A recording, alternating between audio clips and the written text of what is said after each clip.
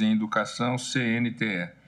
Agora passo a palavra ao Dr. Romeu Kazumi Sasaki, consultor em Educação Inclusiva na Secretaria Estadual de Educação de Goiás, que falará pela Associação Nacional de Educadores Inclusivos, ANEI Brasil.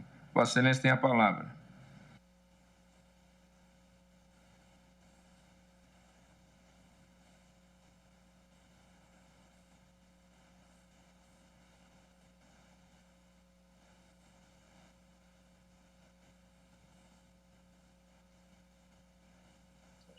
Japoneses. Eu sou calvo, uso óculos com armação preta, tenho 83 anos e visto camisa de brim azul. Quem fala é o Romeu Kazumi Sasaki, Associação Nacional de Educadores Inclusivos, ao fundo parede branca. Fiz uma análise até cansativa de todos os 17 artigos e 69 incisos que totalizam 86 afirmações. Enquanto analisava, fui sentindo o que milhares de professores inclusivistas, alunos com deficiência, alunos sem deficiência e seus familiares sentiram. Senti a mesma coisa.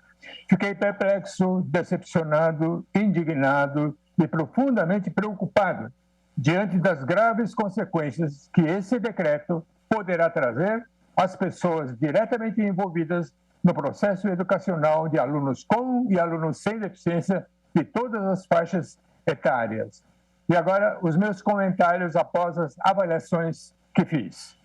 Para não extrapolar o meu tempo, escolhi poucos artigos e incisos que avaliei e vou comentar aqui com base no que eu mesmo aprendi pessoalmente e ensinei no meu trabalho como consultor e professor de educação inclusiva durante os últimos 26 anos, junto a algumas secretarias estaduais, municipais e escolas particulares também, em todos os estados do Brasil, exceto Roraima e Amapá. Título e subtítulo do decreto 10.502. O decreto me fez avaliar que o título, Política Nacional de Educação Especial, estava escondendo atrás dessas palavras alguma coisa muito séria, negativamente séria. Esse título quer destacar a importância do conjunto de escolas especiais, classes especiais e outros setores separados do sistema educacional comum. O título certamente agrada e agradou aos defensores da educação segregativa, nós até podemos admitir a educação integrativa, mas não a educação inclusiva. Já o subtítulo, e isso foi uma coisa estranha, né, no título de uma lei, haver um subtítulo, né? Equidade, inclusão e com aprendizado ao longo da vida. São três conceitos lindos, bonitos, muito bacanas, faz parte até do discurso dos inclusivistas, mas parece destinado, então, para agradar aos adeptos da educação inclusiva, os quais poderiam, assim, talvez, aceitar facilmente, aprovar facilmente o decreto 10.502. Porém, nós não aceitamos. Nós não aceitamos. Por quê? Porque, segundo a nossa análise, esse decreto é um verdadeiro instrumento de discriminação e ofensa contra a dignidade e os direitos das pessoas com deficiência. Vou ressaltar alguns pontos negativos do decreto. Os mal-entendidos conceituais. É um festival de equívocos, de mal-entendidos conceituais, o que é muito grave, né? O primeiro artigo, o artigo 1º, diz que aquela política nacional, abre aspas, implementará programas e ações com vistas à garantia dos direitos à educação e ao atendimento educacional especializado aos educandos com deficiência, transtornos globais de desenvolvimento e altas habilidades de superdotação. Então, eu avalio e comento da seguinte forma. 1. Ao dizer, abre aspas, a educação e ao atendimento educacional especializado, o tal do AEE, a conjunção e mostra que, para o decreto, o AEE não faz parte da educação. Está separado.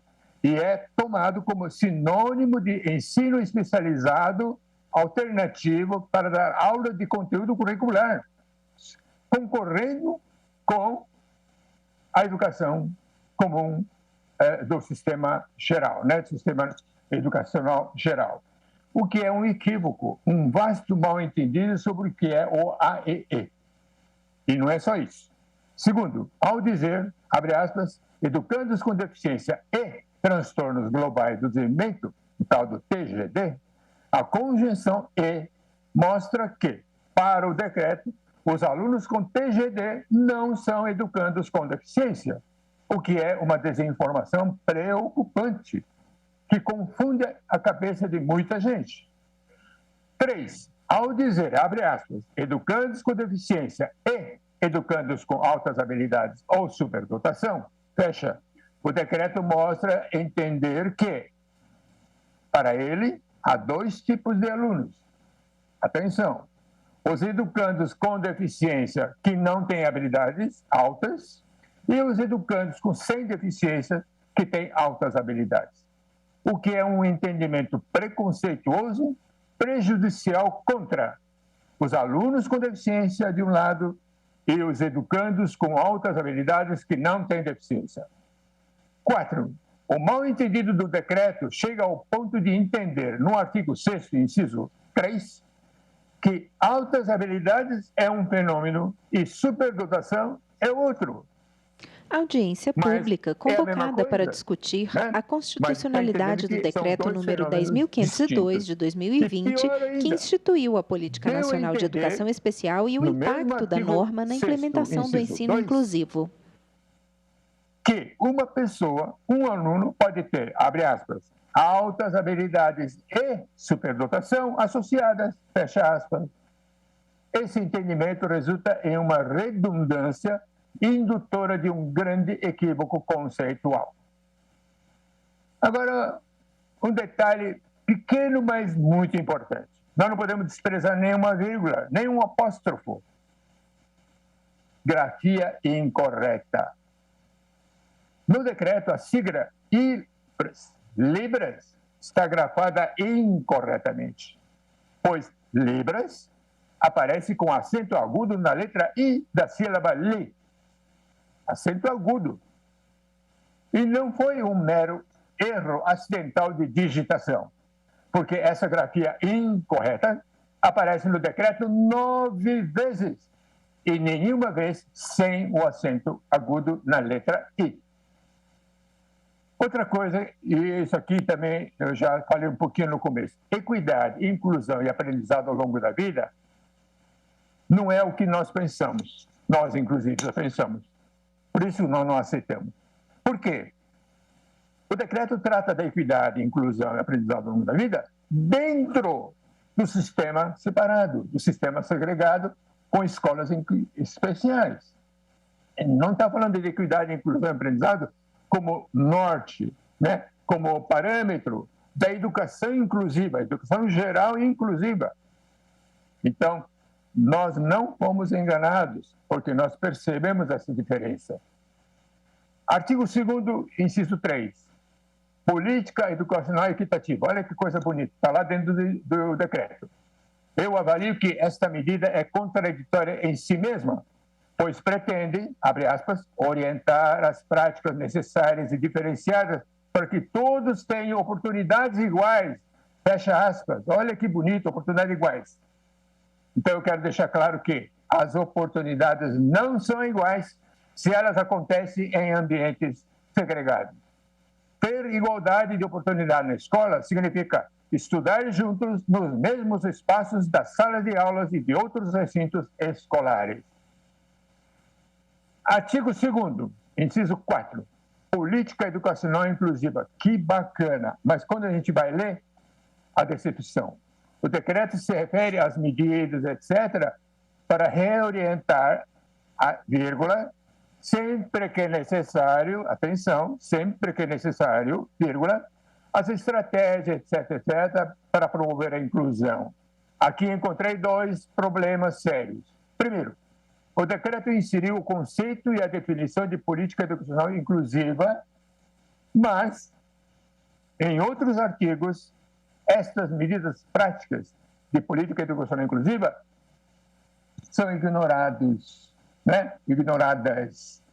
Não aparece nada disso nos outros artigos. E o segundo problema, o aposto, entre aspas, sempre que necessário, fecha aspas, foi a brecha encontrada, jeitinho, encontrada para garantir não só a existência, mas também a multiplicação de escolas especiais e classes especiais daqui para frente. Artigo 2º, inciso... Desculpe.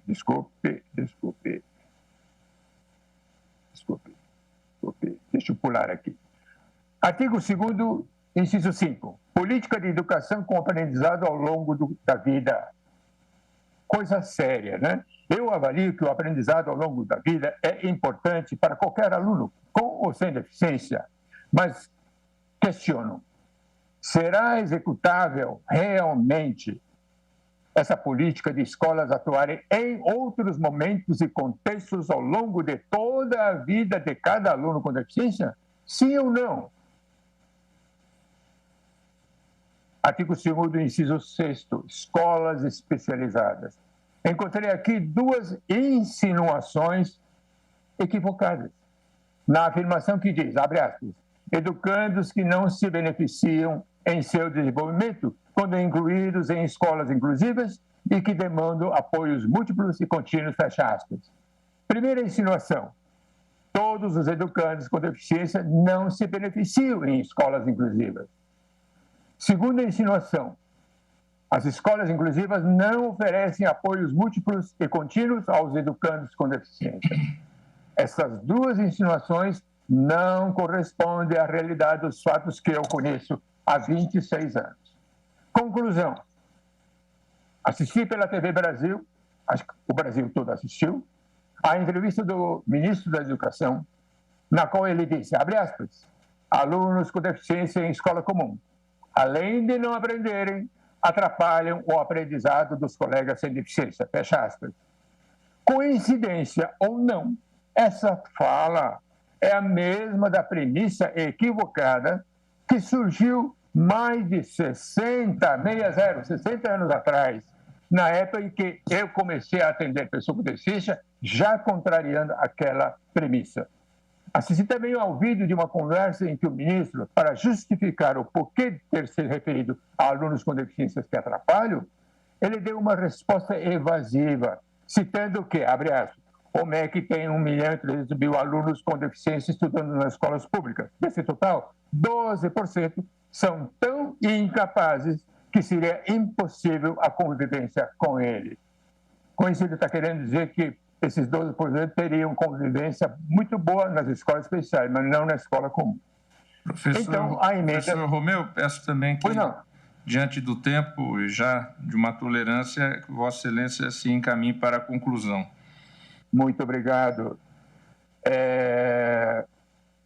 Eu gostaria de citar que conheci governos e organizações da sociedade civil que quem fala adotaram corajosamente é Romeu Kazumi Sasaki, da Associação Nacional de Educadores Inclusivos. Por mais alto que fosse o grau de severidade de algum tipo de deficiência, todos entrando na escola inclusiva. E matricular também alunos sem deficiência, pois alguns desses alunos sem deficiência também apresentam dificuldade de aprendizagem e nem por isso precisam ser segregados. Por esta valiosa oportunidade de contribuir, sou muito grato à Associação Nacional de Educadores Inclusivos e ao senhor ministro Dias Toffoli. Agradeço, professor Dr. Romeu Kazumi Sasaki. Ministro consultor em Dias Educação Toffoli. Inclusiva na Secretaria Estadual de Educação de Goiás, que falou em nome da Associação Nacional de Educadores Inclusivos. Agora,